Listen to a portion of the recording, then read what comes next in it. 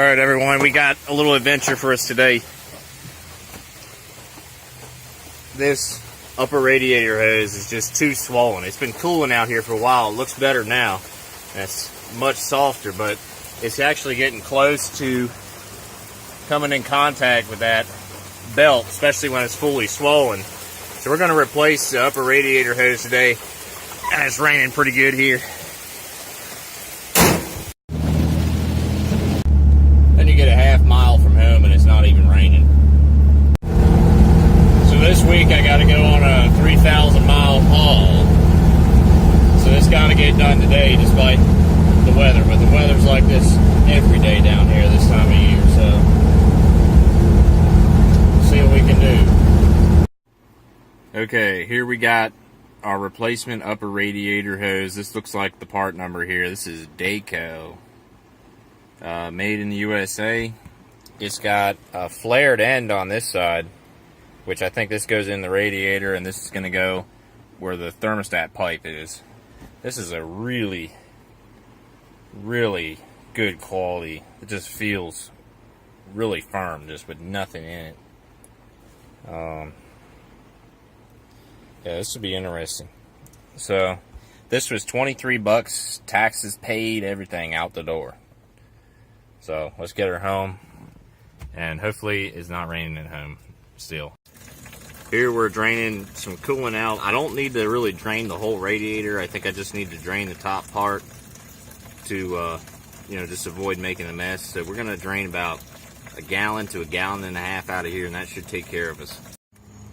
Here you can see I've got some pliers like this that lock on one of the clamps here, one right next to the washer fluid bottle, and you can see with it adjusted properly, it holds it loose so that you can remove the hose, and it's slowly coming off here. Let me step away from the camera for a second. We are draining more coolant out because there was still coolant behind that hose. So right now we've got at least a gallon in here, around a gallon. I figured that would have been enough, but we got to go a little bit more. This coolant here is relatively new. It was fully replaced about a year ago, and then I refreshed it about a month ago. So it's got about a fresh gallon or so of coolant, distilled water, in it. It's roughly a 55 to 45% ratio from coolant to distilled water, and I do have some spare distilled water upstairs, so if we do need to top it off with a little distilled water, we'll still be safe as long as we have at least 50% coolant. Here I've got an alternate set of pliers that I'm using to do this other clamp. That way both sets of pliers are set up for their proper clamp. I do believe I'll have to reuse these clamps, but I'll check my other clamps that I have to see if any of them will fit this pipe. It's maybe a little bit too big. I got some clamps left over from when I was working on my neighbor's Mustang and actually replaced his lower radiator hose. We'll see if any of those fit. I ended up having to go with these pliers on this one anyways, and what I'm doing here is this is a little bit stuck from probably being on here 300 and some thousand miles. So I'm just breaking it loose with a flathead screwdriver. Right, here's the old pipe finally out. It's tough to get this end off up at the thermostat pipe. Here's a new versus old. Looks like it's perfect size.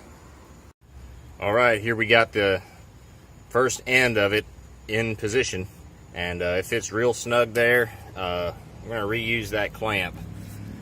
And come over here on this side. This end, just got to slide it right over the radiator right there. Okay, I found one of these. I think it could work for this end. This end's kind of stuck on here because it's too tight. This thing doesn't widen enough to get it off. I could figure out a way, but this may be a better clamp anyways. And since this end is already on and I forgot to put the clamp over, may as well just try this one and see how it does. These are oftentimes a preferred clamp versus the standard ones that came with the truck. There's the new style of clamp locked in its position.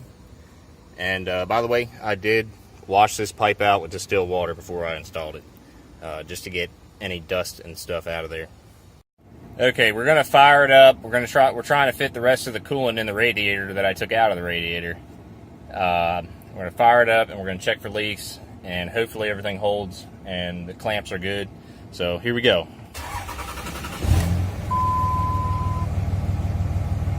Sounds good. Let's go over here.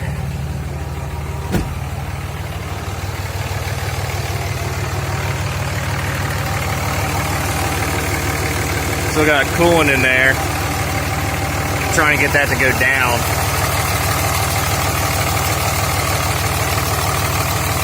That's it's not full yet.